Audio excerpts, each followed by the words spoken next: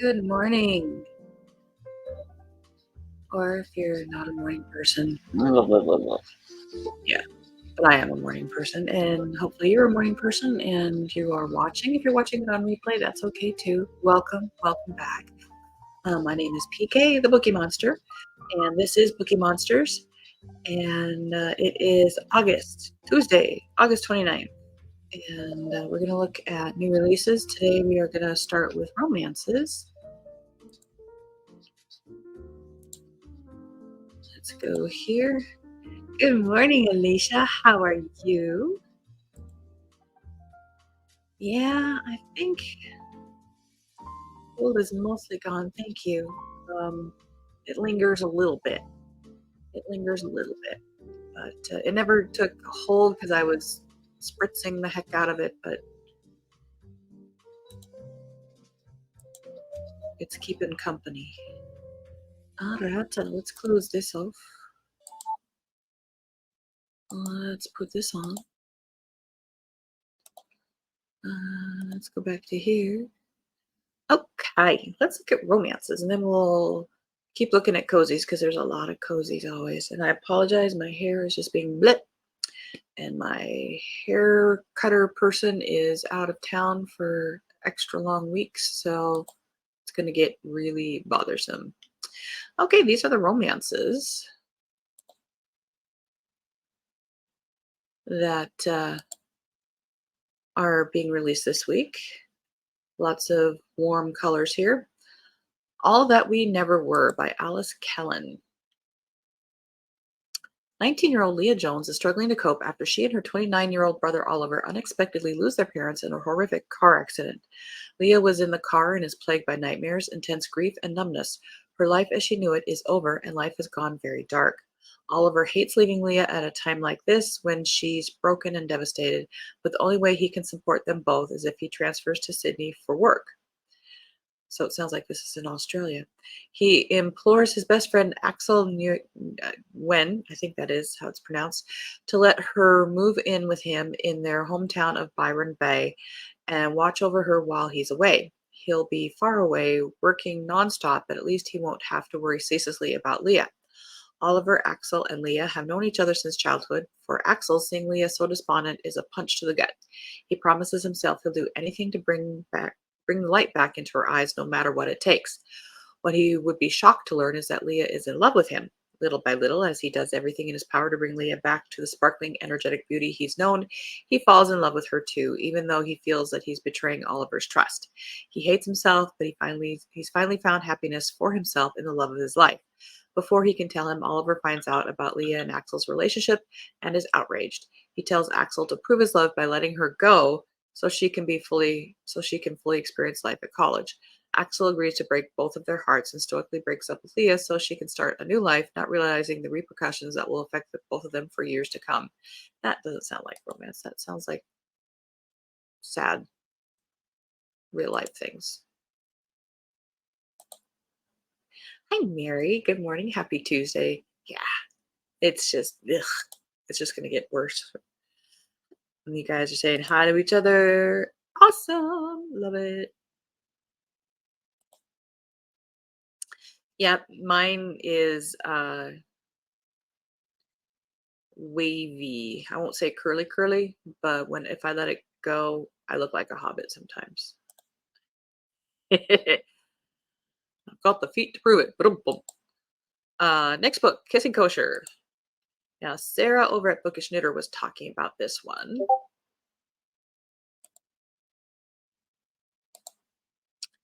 By Jean Meltzer. A romantic comedy for fans of You've Got Mail about the heirs of two rival Jewish bakeries in Brooklyn whose competitive history turns into long-lasting love. The heir to a kosher baked goods empire goes undercover at a family-owned Jewish bakery in order to steal their world-famous pumpkin spice babka recipe. But when garnering the secret recipe means drawing closer to the granddaughter working the counter, a woman struggling with intimacy issues due to chronic pelvic pain, both come to discover that the best recipe for love, intimacy, and babka is the one you bake yourself. That is a strangely specific and intimate bit of knowledge to share in a summary, but there it is. But I do like that kind of book. My Roommate is a Vampire, not for me, but we'll read about it. By Jenna Levine. I do not find vampires sexy, but that's why there's so many books out there. Uh, True love is at stake, boom, in this charming debut romantic comedy. There's our pun. Cassie Greenberg loves being an artist, but it's a tough way to make a living. On the brink of eviction, she's desperate when she finds a too good to be true apartment in a beautiful Chicago neighborhood. Cassie knows there has to be a catch. Only someone with a secret to hide would rent out a room for that price. Of course, her new roommate, Frederick J. Fitzwilliam, is far from normal. He sleeps all day, is out at night on business, and talks like he walked out of a Regency romance novel. He also leaves Cassie heart melting notes around the apartment, cares about her art, and asks about her day. And he doesn't look half bad shirtless on the rare occasions they're both home and awake. But when Cassie finds bags of blood in the fridge that definitely weren't there earlier, Frederick has to come clean. Cassie's sexy new roommate is a vampire, and he has a proposition for her. Not my cuppa, but you gotta have those as well. Pride and Prejudice and Pittsburgh by Rachel Lippincott. I sigh because, once again, tell your story, don't steal somebody else's. What if you found a once in a lifetime love, just not in your lifetime? Audrey Cameron has lost her spark, but after getting dumped by her first love and waitlisted at her dream art school all in 1 week, she has no intention of putting her heart on the line again to get it back. But when local curmudgeon Mr. Montgomery walks into her family's Pittsburgh convenience store saying he can help her, Audrey doesn't know what she's expecting, but it's definitely not that she'll be transported back to 1812 to become a Regency romance heroine. Of course not. Lucy Sinclair isn't expecting to find an oddly dressed girl claiming to be from 200 years in the future on her family's estate, but she has to admit it's a welcome distraction from being courted by a man whose father expects her to marry, who offers a future she couldn't be less interested in. Not that anyone has cared about what or who she's interested in since her mother died, taking Lucy's spark with her. While the two girls try to understand what's happening and how to send Audrey home, their sparks make a comeback in a most unexpected way. Because as they both try over and over to fall for their suitors and the happily ever afters everyone expects of them, they find instead they don't have to try at all to fall for each other.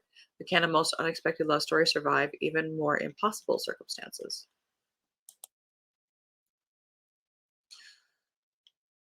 Maybe it's just the title. The Love Plot, Samantha Young. Starshine Meadows is all about freedom thanks to the hippie parents who raised her. Juggling her jobs as a professional costume character actor and a line sitter, she believes in no expectations, no stressful ambitions, and no strings attached relationships. So when she meets a birthday girl's grumpy uncle while working a princess party, she can't help but needle him. She'll never see him again, and honestly, he's pretty hot. Rafe Whitman may be a veterinarian with a great bedside manner, but that doesn't mean his patience extends to anyone with opposable thumbs. His family will not stop nagging him about finding the one, so when he runs into obnoxiously cheery Star again, he makes her an offer. He'll pay her more than she would make doing her odd jobs if she'll pretend to be his girlfriend at family gatherings. She can stop sitting in line waiting for someone else's new phone, and he'll get his family off his back. When the tension between them heats to a breaking point, Star's desire for no strings is tested against Rafe's staunch stability. They say opposites attract after all. Dot dot dot dot. And those are what they say are the romances for this week. Now again, this website isn't comprehensive. It is mainly I think the big publishers. It doesn't include Harlequin. It doesn't include the independent publishing, I think.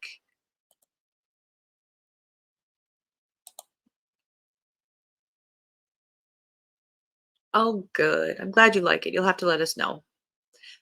I just am not into the vampire thing. I Twilight was after me. The lip plot sounds fun, and certainly not a new plot. Yep, Grumpy Sunshine. Um, so I kind of missed that boat. I did read A Discovery of Witches and really, really liked it. But I started reading it. I read it before it became the huge thing that it is. and I read it because of the Bodleian Library, and I was okay with witches, and then this damn vampire showed up. But by then I was already hooked, and she tells a very good story. So yes, I do accept that. I just don't seek them out.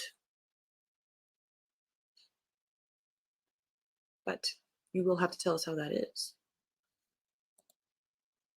Let's see. Let's go back to cozy mysteries since there are so many and we've got some time.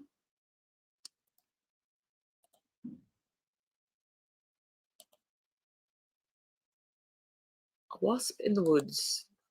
That looks like a cute cover. Third in the shop round the world.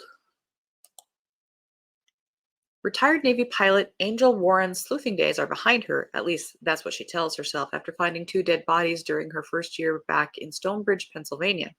Murders make customers wary, and Angel's sales are suffering.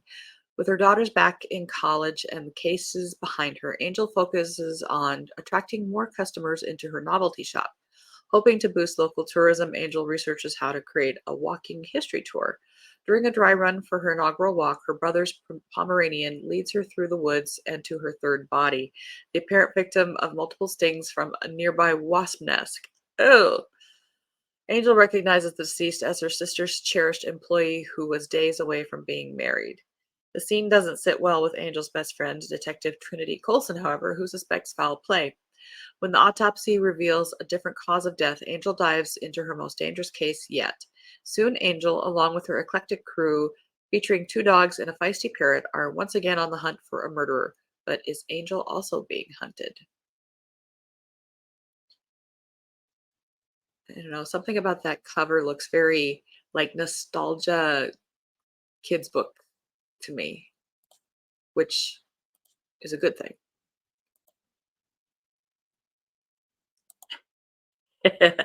All the men, do they seek you out? Damn vampires, exactly. You know, the Cabot Cove syndrome. That's why it's interesting. Some of these authors in these long running series, how they come up with reasons why they keep coming across bodies. Would you want to be friends with somebody like that? I don't know. Friends don't get killed, so maybe you would want to. Wouldn't necessarily want to live in the same town. Think Outside the Fox by Ellen Riggs, 16th in series. Fox and the Hound. A cunning canine crime solver meets a sly fox with an axe to grind. Ivy has never been a fan of the dense woods surrounding her quaint hometown of Clover Grove. When a forestry crew arrives to thin out the trees, however, sunlight exposes dark secrets. Winter is an odd time to start building a dream home, and it turns into a nightmare when someone is cut down in their prime. Upheaval on the police force only complicates matters more. Ivy, Keats, and the crew never shy away from complications, and they're determined to outfox a wily adversary before the axe falls again. How many puns can we put in there? However, it also sounds cute because these are cozies. Ah, here's an author I'm familiar with. Been around for quite a while. Yes. A Song of Comfortable Chairs in the number one ladies detective agency. This is number 23. Good for them. By Alexander McCall Smith. You're going to make me say the name, aren't you? Grace McCootsy's husband, Fudi Radifudi, is in a bind. And I apologize if I'm saying these names wrong. My excuse is it's early morning and I haven't had enough coffee. Coffee is required. An international firm is attempting to undercut his prices in the office furniture market. Foodie has always been concerned with quality and comfort, but this firm seems interested only in profits. To make matters worse, they have a slick new advertising campaign that seems hard to beat. Meanwhile, Grace is approached by an old friend who has a troubled son. She and Foodie agree to take Patience and Modise in and lend a hand, but things don't work out work out quite as intended, and the situation proves difficult for them to handle. It will require not only all of their persistence and dedication, but also help from an unexpected quarter to find a solution that will make everyone happy. Faced with more than her fair share of delicate dilemmas, Madame Makutsi deals with it all with her usual graciousness. This, along with the kindness, generosity, and good sense for which the number one ladies detective agency is known, assures us that in the end, each of these matters will be set right.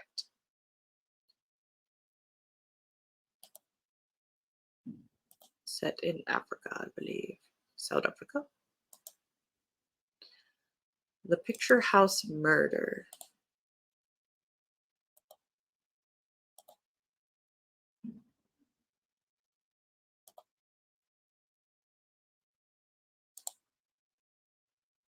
Some of these small towns definitely have lots of murders, really. I don't think I'd want to live in a small town. I suppose comparatively, I live in a small town compared to, big cities, but Billings is the biggest city in Montana. I'm a city girl. And coffee was required. The Picture House Murders by Fiona Vetch Smith. First in a series. Doesn't say. But it is Kindle Unlimited.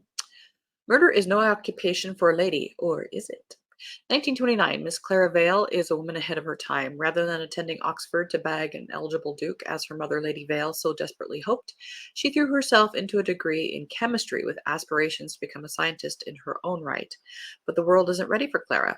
Unable to land a job in science because she's a woman, she is stuck behind the desk at a dingy London library. Libraries are better. Trust us. Until her estranged uncle dies suddenly, leaving her his private detective agency and laboratory in his will. Clara couldn't become a detective, could she? The decision is made for her when one of her uncle's old clients comes to her for help with a case surrounding the local picture house and invites Clara to see the latest show before they discuss the details. But during the film, a fire suddenly engulfs the picture house with tragic consequences. At first, it seems an accident, but Clara soon begins to question if it was, in fact, a carefully orchestrated murder. She's suddenly in the middle of a deadly mystery and will discover her scientific skills make her a sleuth to be reckoned with.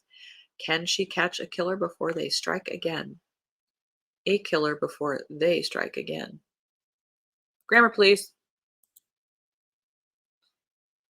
Always on the job.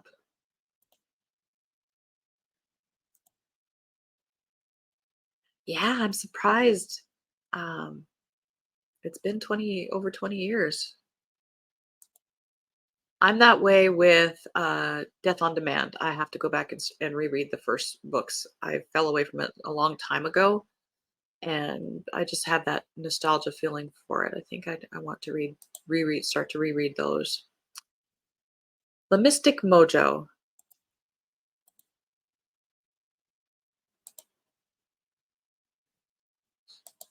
by Sally J. Smith and Jean Steffens. It's only 35 pages. Two authors and only 35 pages. Melanie Hamilton works as a fantasy tattoo artist at the mansion at Mystic Isle, a getaway in the Louisiana bayou dedicated to all things paranormal, supernatural, and fantastic. Mel loves her job, loves her dishy boss, Jack Stockton, and also loves the struggling resort. The mansion at Mystic Isle is having its first ever annual Summer Jazz Festival, an event everyone hopes will showcase the resort's many entertaining possibilities and put the place on the map. The Dixieland jazz performances feature an antique upright piano once owned by Booker Jones, a 1920s New Orleans legend. Rumor has it the ghost of the famous ivory tickler Jones himself haunts the decrepit 88. No, that's crazy, right? Or is it? The old instrument jumps all over the stage on its own. It falls out of tune for no reason and howls like a rougarou under a full moon. It even attacks the piano players. Mel and Jack try everything to rid the piano of the haunting and save the festival, but they're running out of keyboard artists and nothing's working, not even voodoo. Will the haint ever make like Elvis and leave the building? Or will this be the final curtain call for the jazz festival and mansion at the Mystic Isle? It's only 35 pages. I don't know. I just read.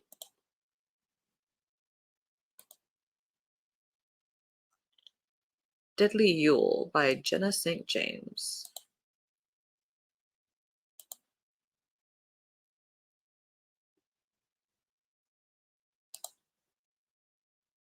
I tell you, got to be constantly vigilant for grammar police. Exactly.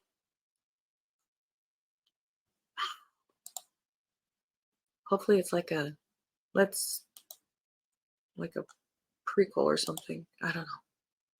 Deadly Yule, 20th in series, and it's Kindle Unlimited. A 40-year-old witch. Hang on, forgot to share. There we go. A 40-year-old witch with a new career, a gargoyle sheriff raising a teenaged daughter, and an enchanted island full of secrets. It's almost Yule, and Shayla, Needles, and Zoe are hard at work preparing for the winter solstice and making sure Zoe is packed and ready to leave for PADA headquarters for the next 6 months. But when the three stumble over a dead body under the town's Yule tree in the park, they have to add another task to their already growing list of things to do. Find out who murdered the leprechaun, Liam Luckmore.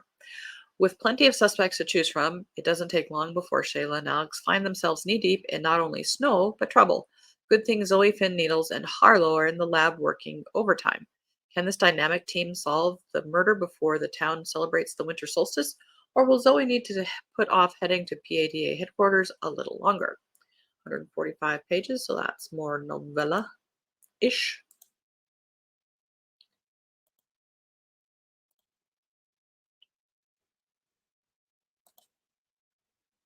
And then collection, Death and German Chocolate. Let's see if this there's no picture here, but let's see. Ah!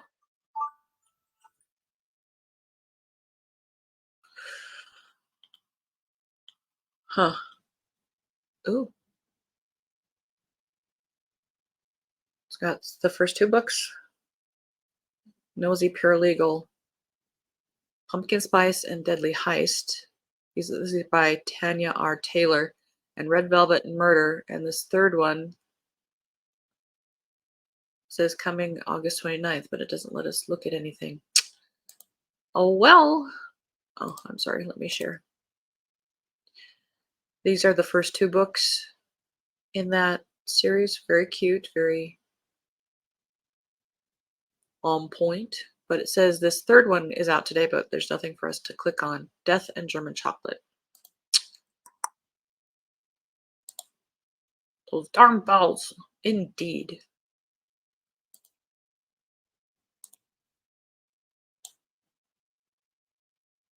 Well, that's all we have time for today. Tomorrow we will look at fantasy. I know there aren't any science fiction. I already peeked at that. And we'll get as much fiction as possible. And then hopefully Thursday, Friday, we can do some more Spy versus Spy because Friday is September. And we got to start reading Spy versus Spy.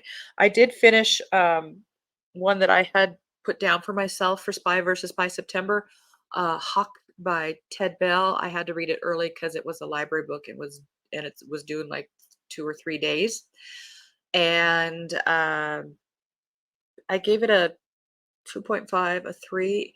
It was 590 some pages, or was it 490? It was 400. Anyway, it was too long for a thriller. It should have been edited by about 200 pages, and I liked it. It had sort of a James Bond mixed with, and I mentioned last night on Sprints, uh, a Buckaroo Banzai, Doc Savage kind of feel to it. And at times it was almost parody, but it wasn't. It was just strange. And I don't know. I want to like it and I want to read more. I hope they get better. But I did read that. Um, Thank you, Alicia. Thanks for coming. Won't see. Oh, okay. Have errands and appointments. You guys have a great day too. I sure appreciate it. We do have sprints tonight at 6:05 p.m. Mountain Time, 8:05 Eastern. And that'll go for 2.5 hours. Bring your own book, work on a project, whatever you want to do. The schedule for sprinting has changed as of this week. I'm working coordinating with Sarah on the Bookish Knitter. She can't do Saturdays, and so she is now doing Wednesday nights. So I'm doing Tuesday nights, Thursday nights, and Saturday afternoons. So, but there are tonight. And so I hope you guys can show up. Thank you again so much. Have a wonderful Tuesday. And as the banner says, don't be a bookworm, be a bookie monster. Nom nom nom. Thank you so much. Please hit like and subscribe. Tell people, and we'll see you later. God bless. Bye bye.